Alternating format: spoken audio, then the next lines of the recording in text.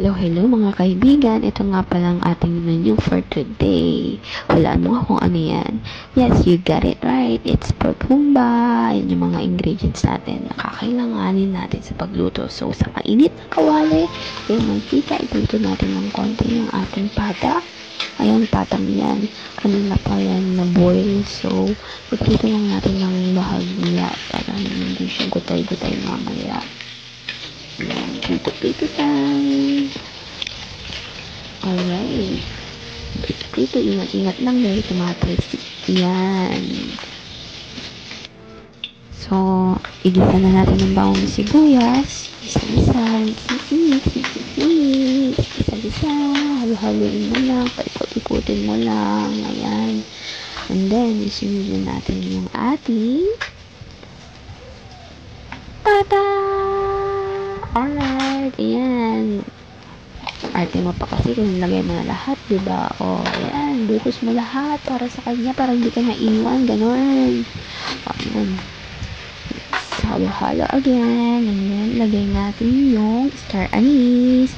At saka, yung dahon ng laurel. Tada! Tada! Right. And then, isa na lang ulit natin yung ating pata. Gisa lang, gisa-gisa. And then, sunod naman yung soy sauce. Yes, konti lang na toyo para hindi magalit yung boyfriend mo, okay? Then, cubes. Bye. Yan. Lagyan natin yung bulak-bulak ng saging. Then, yung pineapple juice. Alright.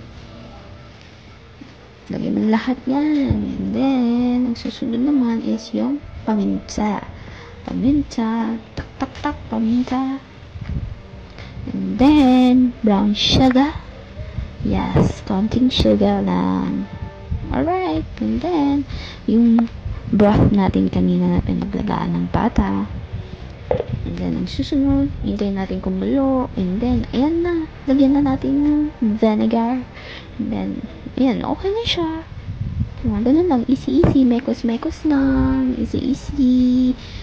Halo-haloin mo lang. Siyempre, lasahan mo din yan kung okay na. Yung pag may mekos mo dyan, di kainan na. Alright, ganun lang kadali, diba? So, see you again on my next vlog.